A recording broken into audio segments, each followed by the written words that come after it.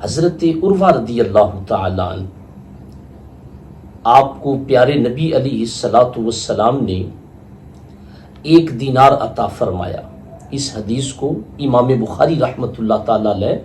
آپ نے روایت کیا ہے، ایمان افروز حدیث ہے۔ حضرت عروہ رضی اللہ تعالیٰ عنہ کو پیارے نبی علیہ الصلوۃ والسلام نے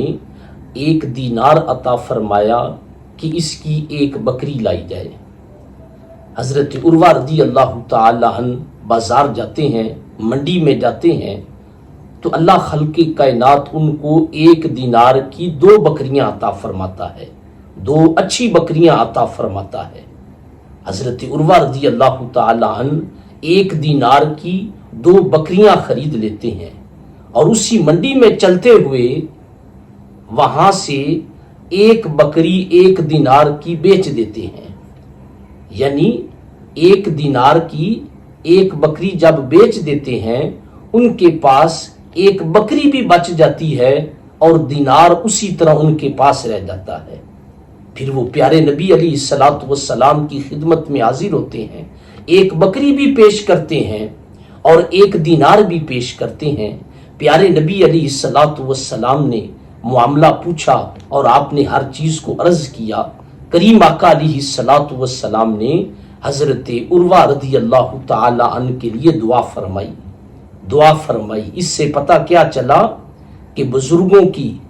والدین کی، بڑوں کی دعائیں لینی چاہیے اور اسی طرح احساس کر کے، خدمت کر کے دعائیں لینی چاہیے، نہ کہ یہ جی دعا کرو ہمارے لیے، بلکہ ایسا خدمت والا عمل کیا جائے جس سے بڑوں کی زبان سے خود بخود دعا نکلے اور پھر اسی دعا سے بیڑا پار ہو جاتا ہے۔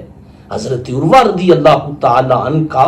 کس طریقے سے بیڑا پار ہوا، کس طریقے سے اللہ خالق کائنات نے انہیں خوشحالیاں عطا فرمائی، پھر اللہ خالق کائنات نے ان کو اتنی برکت عطا فرمائی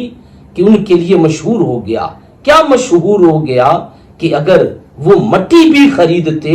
تو اس کے اندر بھی اللہ تعالیٰ ان کو منافع عطا فرماتا، کیونکہ ہمارے پیارے نبی علیہ الصلوۃ والسلام نے ان کے لیے دعا فرمائی اور اللہ خالق کائنات نے ان پر کتنا کرم اور فضل فرمایا کہ صحابہ کرام بتاتے ہیں کہ ہم نے پھر ان کے گھر کو دیکھا کہ ان کے گھر کے اندر بھی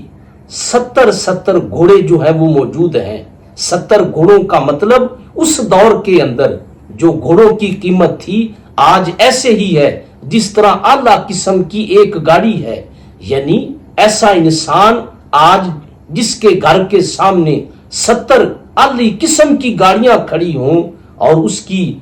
جائیداد کا عالم کیا ہوگا۔ اسی طرح حضرت عروہ رضی اللہ تعالی عنہ کو اللہ خالق کائنات نے اتنا نوازا کہ ان کے ہاں 70 گھوڑے وہ گھر میں کھڑے ہیں، تو دوسرے مال مویشی کا عالم کیا ہوگا، دوسرے رزق کا عالم کیا ہوگا۔ تو یہ ساری چیزیں حضرت عروہ رضی اللہ تعالی عنہ کو پیارے نبی علیہ الصلوۃ والسلام کی دعا کی برکت سے ملی۔ تو لہٰذا اس سے ہمیں پتہ چلا کہ ہم اپنے والدین کا، اپنے بزرگوں کا، اساتذہ کرام کا، اپنے بڑوں کا ادب بھی کریں، احساس بھی کریں، ان کی خدمت کریں۔ جب ہم خدمت کریں گے اور ان کی زبان سے جو دعا نکلے گی، دعا